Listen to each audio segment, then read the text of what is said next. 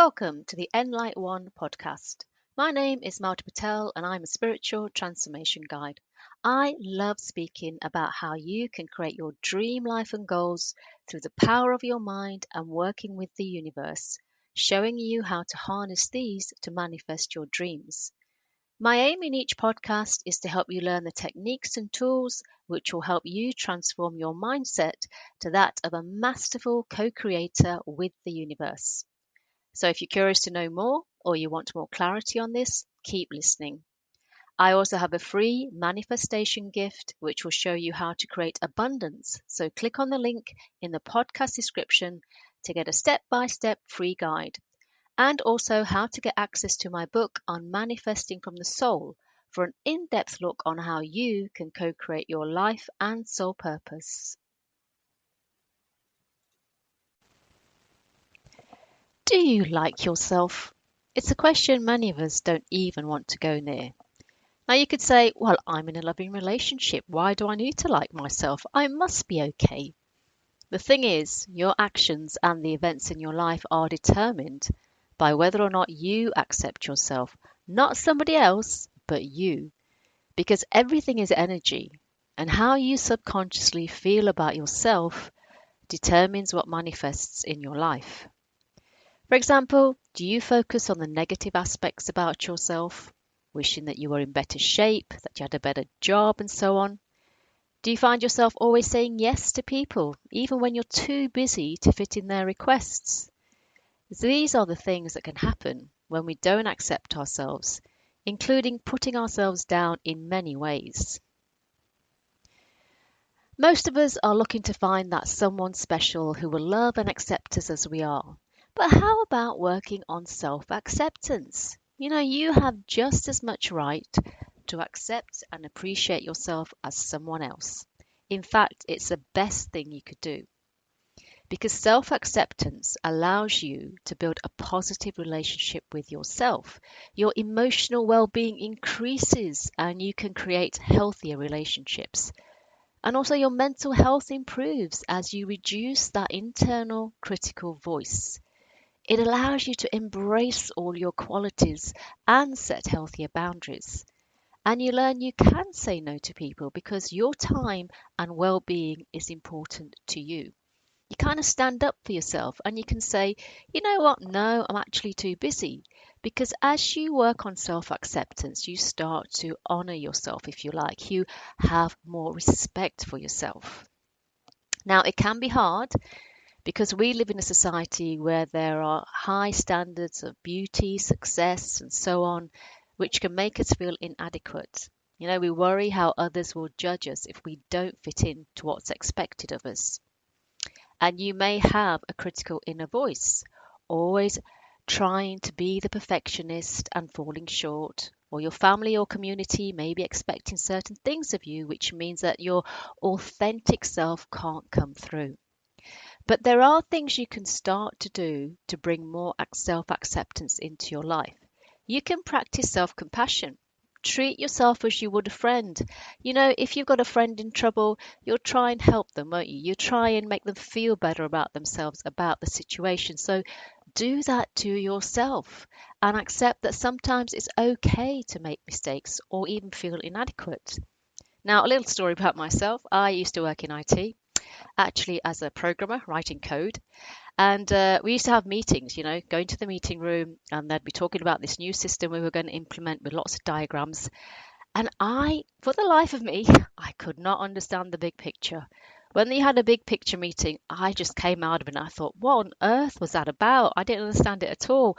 And I felt so bad. But then when I got to my desk, right, and when I started looking at the low level details and I started looking at how the design was to program it, then it completely fell into place.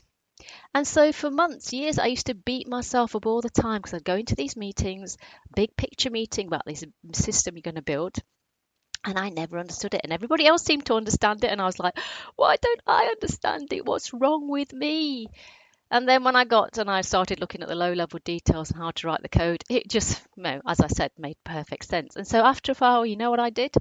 I said, you know what, Marty, you are not a big picture person. It's just not something you can do. So just accept That it's not even a failing, it's just something you're not good at. But you're very, very good at the low level details.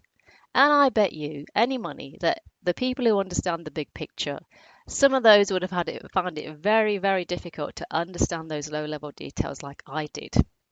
So if you like, I accepted that my strength was looking at the low level details and that the big picture thing was just not for me. So, if you do have that critical inner voice, which keeps telling you that you're a failure or you make mistakes, replace those with more neutral or positive statements or reframe the way you look at things. Like this big picture thing, I just reframed it to say, it's not me, I'm not good at it, but I am good at this other aspect of looking at the low level picture, if you like. So be gentle with yourself, if you like. Don't beat yourself up. And you may not know, but we all have different learning styles. So some people actually learn by listening. That may be you. Other people learn by reading documents. And still others like me, I like to read a document and I actually like to write down, make notes. And so that's why meetings were a nightmare for me because one, I don't learn by listening. Two, I'm not a big picture person. So for me personally, they were a complete waste of time. And I always felt bad because everybody else, they could listen, they could understand. And I came out of it and I thought, God, what was going on there? But when I got to reading the documents, when I got to writing the notes, again, it started to make a lot more sense. So what I'm trying to say is everybody's different. So don't beat yourself up. Instead, focus on your strengths. Make a list of the strengths. What accomplishments, what talents do you have that you're good at? And look at this list when you feel low. So don't kind of think, I have to be like everybody else. No, you don't. Well, everybody works differently, so focus on what you are good at. So self-acceptance, it can be a difficult journey. It takes time, it takes effort and willingness to embrace your imperfections because at the end of the day, nobody is perfect. Every single one of us is different to everybody else. So if you're doing the best you can, that's enough. And, to be honest, we're not brought up to be happy with who we are we? Life gives us knockbacks, it gives us setbacks. People say things which can make us feel small and insignificant, and it's almost like it's difficult to accept yourself when there's all this going on and people not accepting you as you are, people trying to make you feel small. So, self acceptance is a journey, and you can work on yourself to feel good about yourself, whatever happens. Just like me, and those big picture meetings, when everybody around you seems to be understanding what on earth is going on and you feel like, am I the only one who doesn't quite get this? And you feel really bad. But if you, after time, you start to reframe it and say, well, I'm actually good at this part of the process, it made me feel a lot better about myself. After that, I went into meetings and I thought, well, I'll try and understand it, but if I don't, I'm not going to beat myself up. I'll just go and read the documents and I know I'll understand what's going on. Do you see what I mean? So it just makes you feel better about yourself. So once you accept yourself, think about it, your energy will change. Mine changed. I was more accepting of the fact I wasn't a big picture person and it was absolutely fine. So your energy internally will change. You see what I mean? And that means that life will reflect this back to you as you feel more confident inside about who you are and what you can achieve. So it can be a long journey towards self-acceptance, but it's rewarding and worth it. Stop beating yourself up. Focus on your strengths because we are all different. Our minds work differently. Our bodies work differently. I love running, but I don't really like swimming. And you might love swimming, but you can't run. So, do what is good for you. Now, I'm not saying don't try anything, try everything. I do know how to swim. It's just that I don't really enjoy doing it, the swimming pool. So try things, take your time, and decide what's good for you. Don't just say, oh, I'm not going to try that because I don't think I like it. You never know. So always try things. But after a while, you will know whether that is good for you or not. And focus on the things you want to do and make you feel good. So it's all about realizing, 6 billion people on this planet, everybody is different. And so focus on what makes you feel good, or focus on your strengths and just See the energy inside you change as your respect for yourself, as your self esteem for yourself starts to increase. So take the plunge, learn to be happy with who you are, see how it makes you feel, once you start to accept yourself as you are. So I hope that's helped. Please hit the subscribe button, leave a comment, read the podcast description to get my free guide on abundance and about the book I've written on how to manifest your goals and your ideal life.